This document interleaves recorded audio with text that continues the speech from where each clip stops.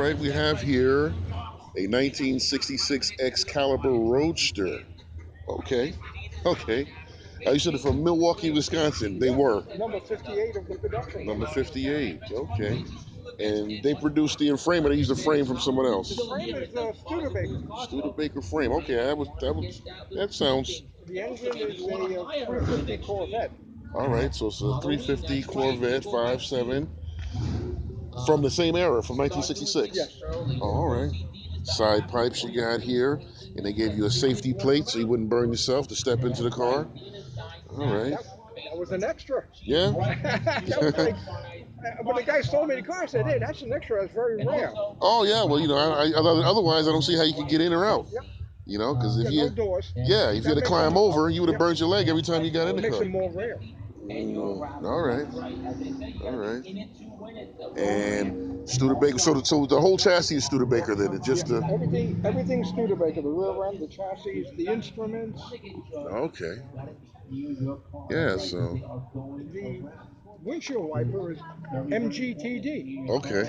Believe it or not. All right. As are the parking lights are Parking MGTD. lights. And so are these. The tail lights. Okay. So they gathered a whole bunch of different parts and built the cars. Yeah. And then I think in 81 or 82, they came out with their own chassis, and they weren't using Studebaker anymore. Well, they had a Corvette derivative chassis. Right. But that's when the car got elongated. It started to look like the 300 Mercedes-Benz that Ava Brown had, and Right. and Goring had. Very expensive car. Another Mercedes. Well, how does it handle? Does it handle good? I mean. Oh yeah. When I was a kid back in the '60s, I remember them racing these at Bridgehampton. Oh yeah. Yep. So these are actually raceable, and a lot of them were raced. Not that I race it. Yeah. Right. But you feel everything. There's no comfort in this car. Oh. It's a strictly wind in the face sports car. Right. And that's what I wanted. You have to wear the goggles and. I got to get some goggles. Yeah. Right, You got to be. Get some driving goggles. You got to get the scarf. The scarf. Right. The ascot. The ascot. Yeah. And then the cap too that goes with it. The Spitfire leather cap. Yeah. But these I'm glad you like it. Oh, it's very easy. It's very. When you see one of these, because you see them in a photograph and in books, but to see one in person, so you can get an idea of what it. Because I can see the Mercedes-Benz theme they were going for with the grille and then the hood ornament. Yeah, and the exhaust too. Oh, right. But I just wonder where. I mean, I suppose. But this is built during '66, so we had to have more modern engines, and then you had more modern braking systems. Oh yeah. But it seems like to have so much of the car exposed, especially it's almost like because your control arms are forward of the engine, that I couldn't even fathom how it would handle, because. It's got a 50-50 weight distribution, right, so it handles very well. Yeah, that's The engine is all the way back there. Right. And so when you put the wheels, it's a very long wheelbase. Yep. So, but you sit so low, right on top of the frame, so it'd be different, like compared to riding in a Buick, where you'd have a long wheelbase, but you couldn't feel anything. Right. So, but this is incredible. I like seeing these old ones. The more of these old cars you see, because I try to get an idea of what the engineers were thinking at the time, because this is like a clone of a car that was built previously. Correct. So this was actually the first retro car. Yeah. If you think of retro, this is it. This is the one that started the whole thing. Yeah. And then it's very attractive. 1966 Excalibur by SS Motors out of Milwaukee. This is crazy. You know who the designer for this car was? Yes, Brooks Stevens. Yeah. Here's the interesting history. Studebaker was going out of business in the 60s. Right. So they, as a last gasp, they said, hey, let's get a Corvette. Maybe we could get more traffic in. Right. So they hired Brooks Stevens. He designed this car for them. Mm-hmm. They showed it at the Waldorf in 64 and 65. Okay. They got a ton of orders. And Studebaker chickened out, said the car's too wild. They built the Avante instead. Right, right. So Brooks Stevens opened a factory in Milwaukee and started producing these. And this is number 58 of the first one. Wow. Wow. Yeah, because he had the orders already. Right. So he had the finances. You know, Studebaker had some nice stuff from the late Oh, '60s. Yeah, there's a I saw that 53. Champion, right? Oh, nice. But that Champion, I didn't know that they shared the same body with the Firehawk. Oh, I didn't know. Yeah, because you look at the later Firehawks, they all have the same body. Oh. Because I went to the auction, and there was a '62 and a '64 Firehawk, and then when I went to the show in Terrytown in Westchester County, there was a guy who had a '59. Well, at that time, it was just called a Hawk.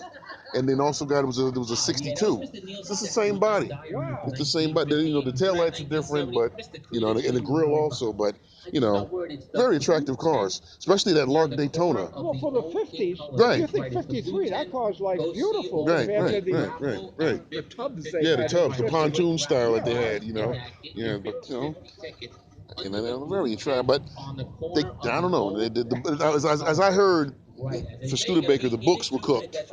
So. Oh, I don't know. Yeah, because they said they merged with Packard and they lied about the books. Oh, yeah. So now Packard had no more money for a new product because they had to pay all Studebaker's debts.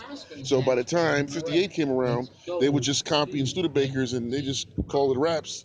And so Studebaker stopped production in South Bend in '62, but they were still building in Canada because the union was different. Right. But by '66, they called it quits.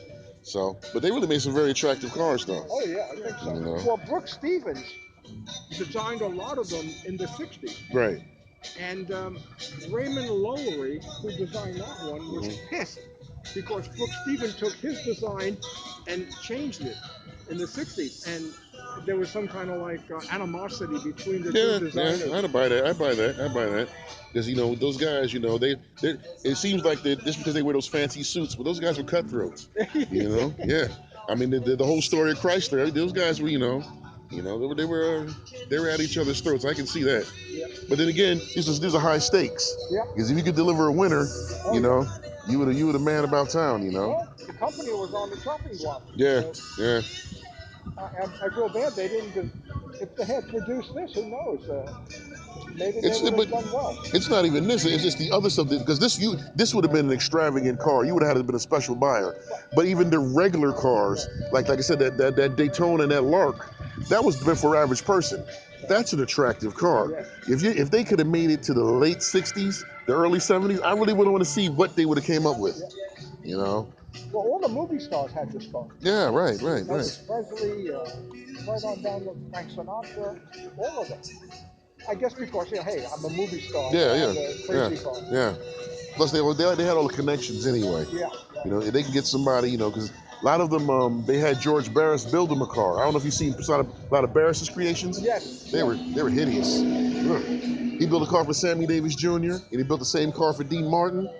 You gotta go online and look at it. I've seen Dean Martin's car. Yeah, you seen that one? I think there was a name for it. It was like Black Hawk or something. Well, no, that wasn't the Black Hawk because the Black Hawk was a Stutz. Stutz. Yeah. That's what it was. But that wasn't it. The one built for Dean Martin was a modified. I think it was Grand Prix, wasn't it? No. Because Barris built that. The one that Barris built for Sammy Davis Jr. was the Ford Thunderbird, and the one he built for Dean Martin, or not Dean Martin. What's the other guy? Danny. Remember that girl? Her father. Oh yeah, Danny Thomas. Yeah, Danny Thomas. He built a car for Danny Thomas too. It was a Lincoln Continental Mark IV. Oh. But he put the same treatment on him, and in Barris he was like a fiberglass. Genius. Well, you can call him that. I'm just calling him. He's a madman. Yeah, right. So he just threw fiberglass all over the car. And so the thing is, those cars were in storage, and then they didn't really age well. If you see the one he built a Corvette for Farrah Fawcett, and that car was hideous. He built 2 Mustangs for Sonny and Cher, and I'm like, the colors were good, but the aesthetic. I'm like, I don't know, Barris.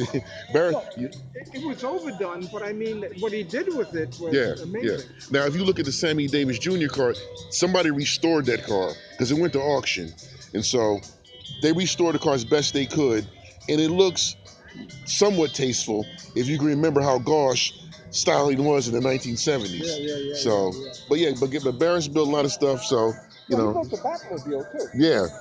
It wasn't really built. The car had already been assembled because Yeah. Ford built that. Yeah, that was Lincoln. It was Lincoln. Right. And then all he did was put the turbo on the back and just painted it black with the red pinstripe. Yeah, and The he car's did. pretty much done. Yeah, You know. and he did the headlights were different, and he did something Well, no, with the the headlights back. the headlights were the same though. On the Lincoln Futura, on the Really? Batmobile, it was the same because they had a cover on it. It's like that in inner turn signal. So that was that. But he did do